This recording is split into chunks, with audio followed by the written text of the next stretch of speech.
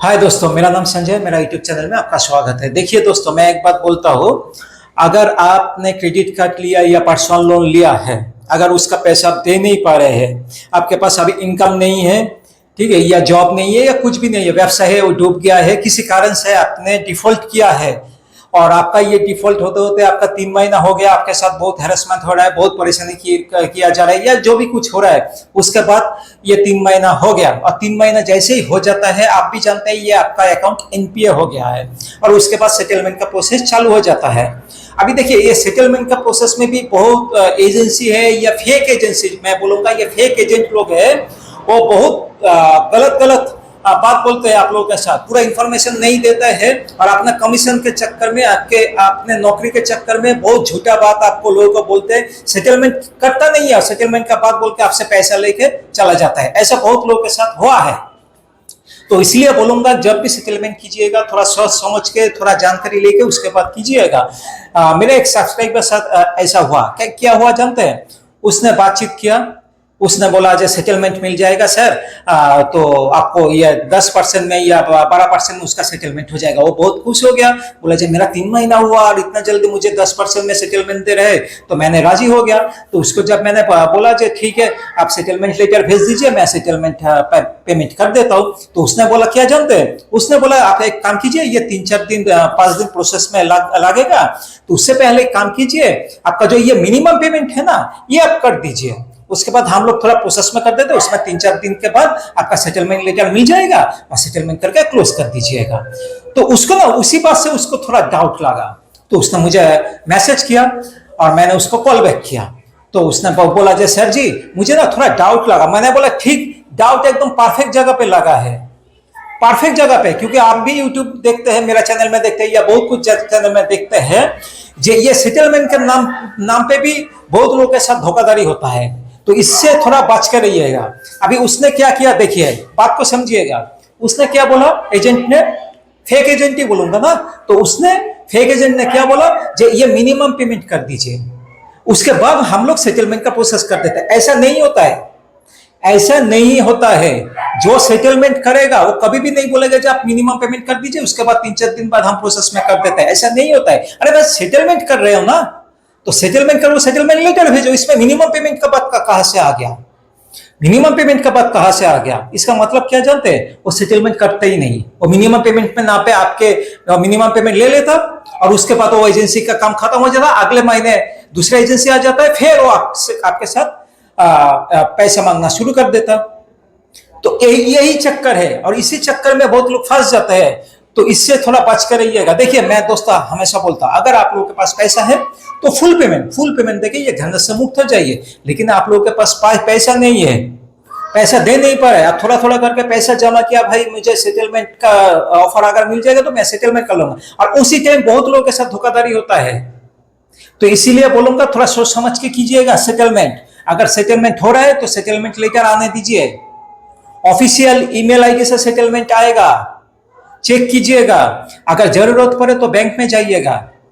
मान लीजिए ये फलाना फलाना बैंक है, उसके क्रेडिट कार्ड आपने डिफॉल्ट किया, 3-4 महीना हो गया, सेटलमेंट का बातचीत फाइनल हो गया, वो बोल रहा है सेटलमेंट लेटर आपके पास आएगा, बाय पोस्ट भी आएगा या ईमेल के थ्रू आएगा, तो चेक कीजिएगा जो ओरिजिनल सेटलमेंट लेटर है कि नहीं। बहुत बार देखा जाता है सेटलमेंट लेटर भी फेक सेटलमेंट लेटर भेज देता है, दूसरा किसी का है, नाम काट के एडिट करके भेज देता है। तो पर्सनल ईमेल आईडी से कभी भी सेटलमेंट लेटर नहीं आता है, सेटलमेंट लेटर आता है ऑफिशियल ईमेल आईडी से।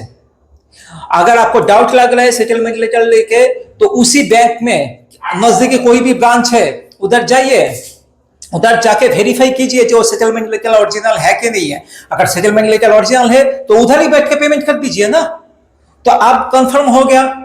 जब भाई सेटलमेंट लेटर भी ओरिजिनल हो गया और उधर बैठ के अगर पेमेंट करेंगे, ये भी कंफर्म हो गया जब पैसा ठीक जगह पहुंच गया। तो इसीलिए बोलूंगा सेटलमेंट लेटर जब भी आए उसको एक बार नहीं, 2 बार नहीं, 3-4 बार वेरीफाई कीजिएगा जो ओरिजिनल सेटलमेंट लेटर है कि नहीं, उसके बाद पेमेंट करके ये मैटर को क्लोज कर दीजिए।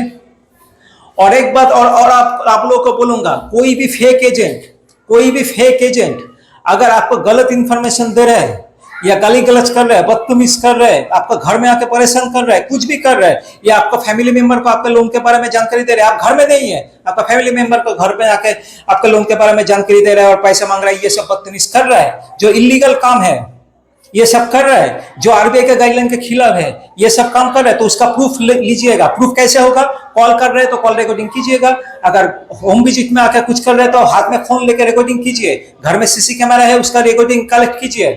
उसके बाद उस प्रूफ के साथ आरबीआई की वेबसाइट में जाकर कंप्लेंट दर्ज कर सकते हैं। जिस बैंक ने, जिस एनबीएफसी कंपनी ने, जो भी है फाइनेंस कंपनी है जिसने आपको लोन या क्रेडिट कार्ड प्रोवाइड किया था, अगर उसका एजेंट ऐसा बदतमीज कर रहा है, कुछ भी गलत इंफॉर्मेशन दे रहा है, तो उसका प्रूफ के साथ ट्विटर में जाइए, अभी तो एक सैंडल नाम हो गया, तो उधर जाके पोस्ट कीजिए, और पोस्ट करने का टाइम उस बैंक को टैग कीजिएगा, आरबीआई को टैग कीजिएगा, निर्मला सीतारमण को टैग कीजिएगा, जरूरत पड़े प्राइम मिनिस्टर को भी टैग कीजिएगा, करके पोस्ट कीजिए, तुरंत कार्रवाई होगा। 24 आवर्स के अंदर आपको देखिए आपके पास कॉल बैक आ जाएगा।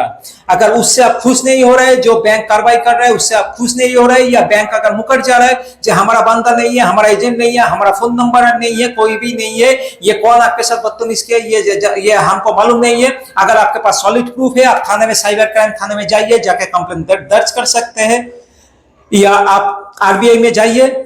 ठीक है, देखिए बैंक को पहले आपको कंप्लेंट दर्ज करना पड़ेगा, जिस बैंक की एजेंट की तरफ से उसने आया था, उसी बैंक को आपको पहले कंप्लेंट दर्ज करना पड़ेगा। बैंक, देखिए बैंक क्या कार्रवाई करता है, अगर बैंक कार्रवाई करते हैं तो अच्छी बात है, अगर कार्रवाई नहीं कर रहा है और आपके पास सॉलिड प्रूफ है जो आपके साथ कोई बदतमीज किया, तो उस प्रूफ के साथ आरबीआई में जाकर कंप्लेंट दर्ज कीजिएगा। मैंने भी कंप्लेंट दर्ज किया था एक बैंक के खिलाफ। ठीक है, बैंक ने मुकर गया था, जे हमने तो ये सब कुछ किया ही नहीं है, बाद में जाके आरबीआई ने उनको फाइन किया था, और उसका प्रूफ भी मेरे पास है, मैं बहुत बार ये वीडियो में वो प्रूफ मैंने दिखाया। तो अगर मेरे साथ ऐसा हुआ है, अगर मैं जाकर आरबीआई में जाके अगर कंप्लेंट दर्ज किया और आरबीआई ने अगर कार्रवाई किया, तो आपके साथ भी अगर ये सब हो रहा है तो आप भी जाके आरबीआई में जाकर कंप्लेंट दर्ज कर सकते हैं। देखिए जो भी कुछ कीजिएगा आरबीआई के गाइडलाइन के मान के, या जो भी नियम कानून है उसके साथ चलिएगा, तो कोई भी बंदा आपके साथ बदतमीज कर नहीं पाएगा।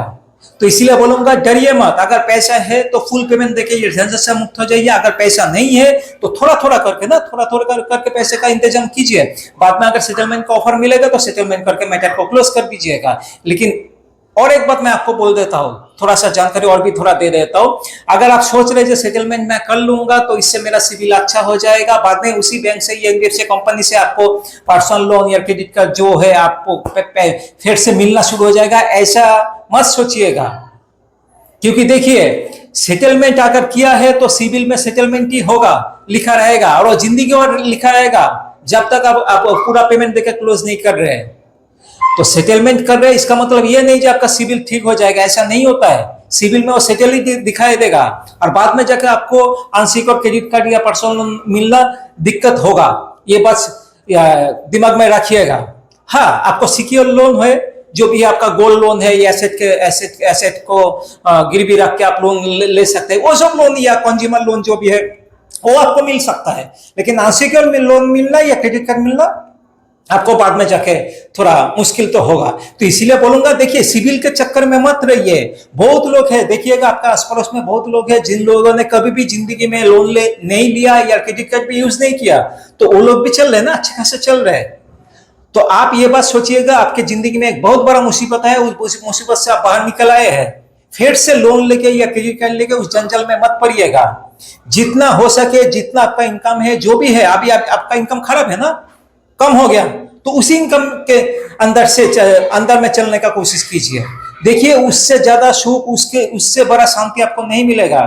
और अभी तो आपके साथ फैमिली में है, तो आपको डरने का क्या जरूरत है, आपके साथ फैमिली है, फैमिली के हाथ से खिलते रहिए, सब कुछ ठीक हो जाएगा। आपका अभी बुरा टाइम चल रहा है, आगे आपका अच्छा टाइम आ जाएगा, सब कुछ ठीक हो जाएगा। अगर कुछ भी जरूरत पड़े तो मेरा देखिए इधर व्हाट्सएप नंबर है, इस व्हाट्सएप नंबर पे व्हाट्सएप मैसेज कीजिएगा, फोन मत कीजिएगा, व्हाट्सएप मैसेज कीजिएगा, मैं शाम 6 बजे के बाद आपको कॉल बैक कर लूंगा।